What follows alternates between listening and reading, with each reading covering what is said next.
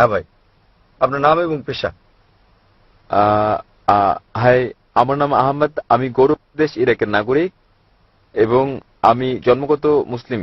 আমার সমস্যা হচ্ছে যে আমি ইসলাম পালন করি যখন আমি। ভাই, প্রথমে আমরা অমুসলিমদের প্রশ্ন নেব। অমুসলিমদের সব প্রশ্ন শেষ হলে তখন ইনশাআল্লাহ আমরা আপনাকে সুযোগ দেব।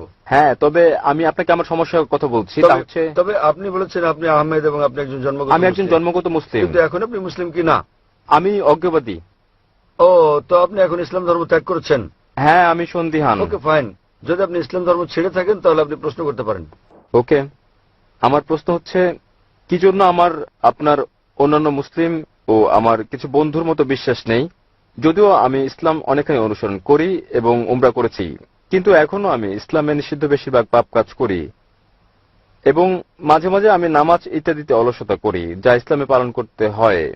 আমি অনেক বই পড়েছি অন্য ধর্ম সম্পর্কিত ও ষড়যন্ত্র তথ্য সহ, এবং ইউটিউবে আমি আপনার ভিডিও, প্রামাণ্যচিত্র ইত্যাদি দেখেছি এবং আমার মাথায় ঘুরপাক খায় অনেক প্রশ্ন আল্লাহ, রাসূল ও সমগ্র মুসলিমদের ব্যাপারে। এবং মূলত সবচেয়ে গুরুত্বপূর্ণ প্রশ্ন হচ্ছে, আপনি কোন বিতর্ক কিংবা প্রশ্ন উত্তরে বলেছেন আল্লাহ হচ্ছেন স্রষ্টা এবং তিনি অসৃজিত, কিন্তু আমার উপলব্ধি যার সৃষ্টি হয়নি তার অস্তিত্ব কিভাবে সম্ভব? তথাপি তিনি থাকলে কেমন করে আমরা তাকে বুঝব, কিভাবে তাকে দেখব বা তার কথা শুনব বা তাকে ভয় করব, কিন্তু তার অস্তিত্ব জানব যেহেতু তিনি সৃষ্টি হননি? এটা আমার প্রশ্নগুলোর একটি। ভাই আহমেদ বললেন যে তিনি জন্মগত মুসলিম, তিনি এসেছেন ইরাক থেকে, তিনি কোরআন পড়েছেন, অন্যান্য বইও পড়েছেন, কিন্তু তিনি অনেক পাপ করেছেন, তিনি বিশ্বাস করেন, মাঝে মাঝে তিনি অজ্ঞেয়বাদী হয়ে পড়েন এবং প্রার্থনায় আলস্য করেন। ভাই, আপনার আসল প্রশ্নের জবাব দেওয়ার আগে বলছি, যদি আপনি পাপ কাজ করেন এবং যদি আপনি প্রার্থনার ক্ষেত্রে আলস্য করেন তাতে আপনি অমুসলিম হয়ে যাননি। যতদিন আপনি বিশ্বাস করেন প্রার্থনা করা ফরজ, মাঝে মধ্যে বাদ পড়লে সেটা পাপ। এটা বড় পাপ যে মাঝে মাঝে আপনি প্রার্থনা করেন না, তবে তাতে আপনি অমুসলিম হয়ে যাননি। যদি আপনি বলেন প্রার্থনার প্রয়োজন নেই তাহলে আপনি কুফর করছেন। তবে যদি আপনি মাঝে মাঝে পাপ করেন, কখনো ছোটখাটো পাপ কখনো বড় পাপ, তখন এটা হারাম অর্থাৎ নিষিদ্ধ, কিন্তু তা আপনাকে ইসলামের বাইরে ঠেলে দেয় না। মাঝে মাঝে শয়তানের ওয়াসওয়াসায় আপনাকে বলে, ও তুমি মুসলিম কিন্তু ইসলামের এটা ঠিক নয়, এটা ভুল, এবং এটা মানুষের মনকে বিক্ষিপ্ত করে দেয়। সে সময় আপনার ঈমান দুর্বল হয়ে পড়তে পারে। তবে এসব আপনার ভাবা উচিত নয় যে আপনি অমুসলিম। আপনার প্রশ্ন অনুযায়ী যা আমি আমার লেকচারে বলেছি, এবং আপনি ঠিক যে সর্বশক্তিমান ঈশ্বর হচ্ছেন স্রষ্টা কিন্তু নিজে সৃষ্ট নন। আপনি জিজ্ঞেস করেছেন কিভাবে অসৃষ্টকে, কিভাবে আমরা অসৃষ্ট জিনিস দেখি, কিভাবে এটা সম্ভব। আল্লাহ সুবহানাহু ওয়া তাআলা হচ্ছেন খালিক, তিনি স্রষ্টা, এবং সংজ্ঞা অনুযায়ী তিনি অসৃষ্ট। কারণ সচরাচর মানুষ বলে, যখন তারা যৌক্তিকভাবে প্রমাণের চেষ্টা করে সবকিছুরই স্রষ্টা আছে, কে এই টেবিল সৃষ্টি করেছেন, কাঠ মিস্ত্রি কোথায় পেলেন কাঠ, গাছ থেকে সৃষ্টি করেছেন কে এই গাছ, উত্তর আসে আল্লাহ। অর্থাৎ যখন অনেক লোক চেষ্টা করে কোনো নাস্তিককে বোঝাতে তখন তারা বলে সবকিছুরই স্রষ্টা রয়েছে, আর তখন তারা পড়ে ফাঁদে। যখন নাস্তিক তাকে প্রশ্ন করে আল্লাহকে কে সৃষ্টি করেছেন, তাহলে আপনি যদি আমার ক্যাসেট শুনে থাকেন, আমি কখনো সে পথে জানি, আমি জিজ্ঞেস করি নাস্তিকদেরকে কিভাবে তুমি বিশ্ব ব্রহ্মাণ্ড সম্পর্কে জানলে, কিভাবে তারকারাজির সূর্যের কার্যপ্রণালী সম্পর্কে জানলে, তখন সে বলে এবং পেছনে ফেরে বলে স্রষ্টা। তাহলে এটা পরস্পর বিপরীত। যদি আপনার জানা থাকে কিভাবে যুক্তি দিতে হয়, আপনি এই সমস্যা নিয়ে কখনোই নাস্তিকের ফাঁদে পা দেবেন না। মুসলিমরা, বিশ্বাসীরা আল্লাহকে সৃষ্টির ব্যাপারে বলেন সংজ্ঞাগতভাবে আল্লাহ হলেন অসৃষ্ট। এবং যদি আপনি প্রশ্ন করেন আল্লাহকে কে সৃষ্টি করেছেন, যদি আমার লেকচার শুনে থাকেন আমি উত্তরটা দিয়েছি। ধরেন এক ব্যক্তি এসে আমাকে বলল যে আমার ভাই জন। হ্যাঁ, আমি জানি, আমি দেখেছি, আমি শুনেছি, তবে আমি বলতে চাই কিভাবে তিনি বিরাজ করেন যদি তিনি অসৃজিত হন। আপনি ও আল্লাহর মধ্যে তফাৎ।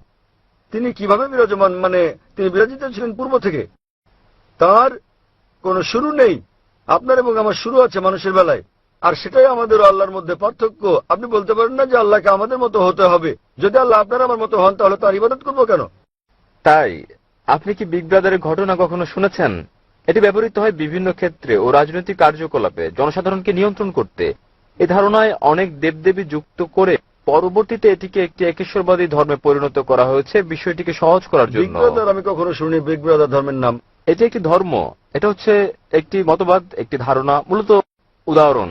এতে কি বলা হয়েছে?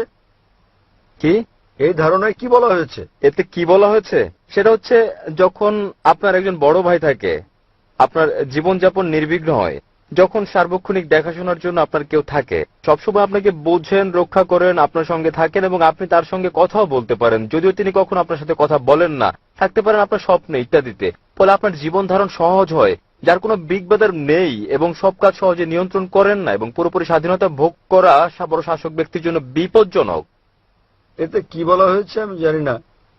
বিগ ব্রাদার থাকতেও পারেন, বিগ ব্রাদার নাও থাকতে পারেন, তাতে কি এসে যায় ইসলাম এবং আল্লাহর?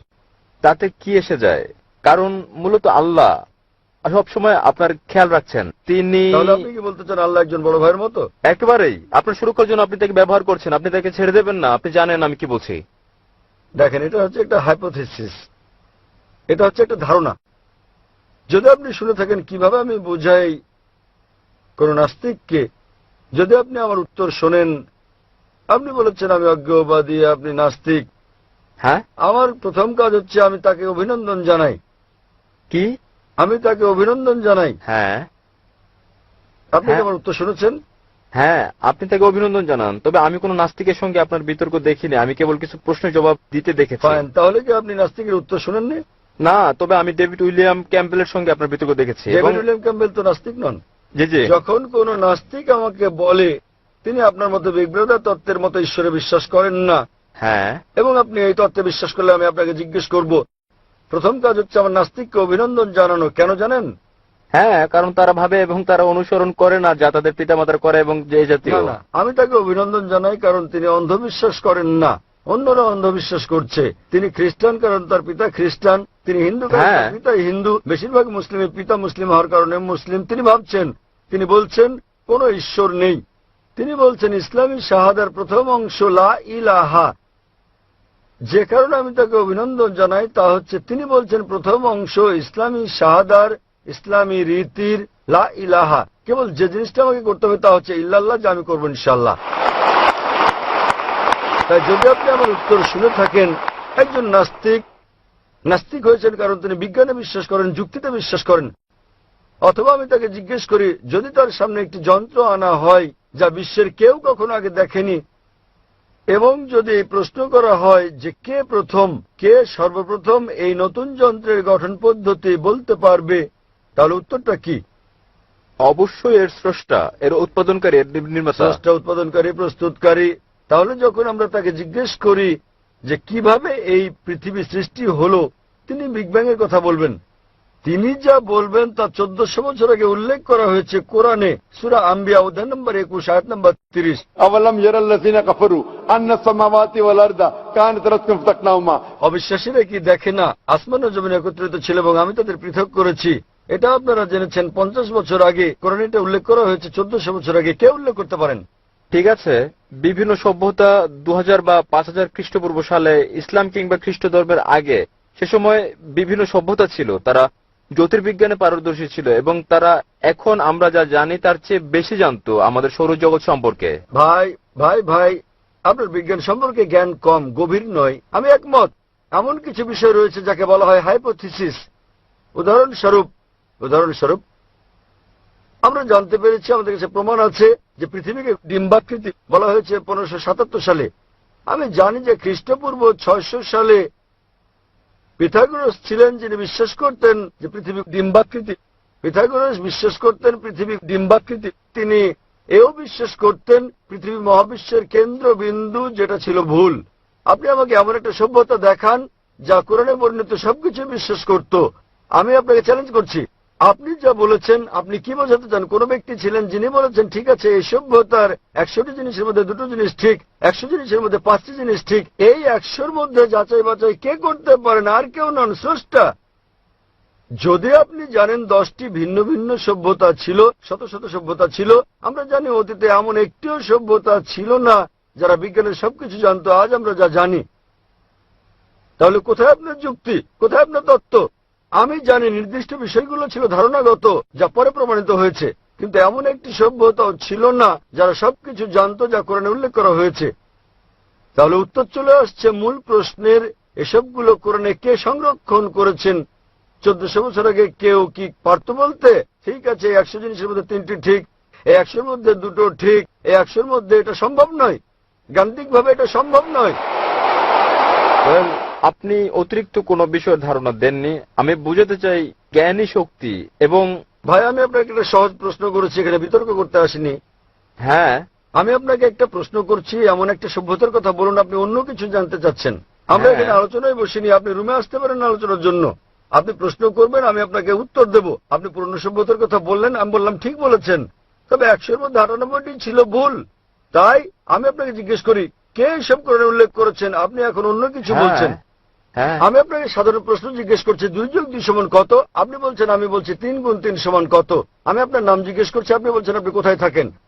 হ্যাঁ। আমি আপনাকে একটা সাধারণ প্রশ্ন করছি, আমাকে একটা সভ্যতার নাম বলেন যার সবকিছু ছিল যা কোরআনে উল্লেখ আছে। আপনি একটুও জানেন কিনা, হ্যাঁ কিনা? ওয়েল, সবকিছু অবশ্যই নয়। এমনকি 10%ও নয়। কেন? বেবিলনীয়রা তো জানতো কিছু গ্রহ সম্পর্কে এবং এই ধরনের। কোরআনে কেবল গ্রহের কথাই বলা হয়নি, কোরআনে হাজারো জিনিসের কথা বলা হয়েছে। ধরেন 1000 জিনিস কোরআনে আছে, এই 10% সমান 100টা জিনিস। বেবিলনীয়রা কি পবিত্র কোরআনের 100টি বিষয় সম্পর্কে জানতো? না, কারণ তারা পারত। আপনি জানেন না, তারা 5-6টি জিনিস জানতো। পার্সেন্টেজের হিসেবে খুবই কম। অবশ্যই। তাহলে কোরআনের রচনাকারী হতে পারেন কে? সৃষ্টিকর্তা ছাড়া কোনটি ঠিক কোনটি ভুল জানার জন্য বর্তমানে বিজ্ঞান সুপ্রতিষ্ঠিত করেছে ব্যাবিলনীয়দের উল্লেখিত ধারণা অনেক শতাব্দী পর আজ প্রমাণিত হয়েছে। তাহলে অতীতে ছিল এগুলো শুধুমাত্র ধারণা, যার মধ্যে অনেকগুলো বাতিল হয়ে গেছে, কয়েকটি গৃহীত হয়েছে। অতএব যেগুলো শতভাগ সঠিক তার সবগুলো সন্নিবেশিত করেছেন স্রষ্টা, অন্য কেউ নয়। আশা করি উত্তরটা পেয়েছেন। হ্যাঁ।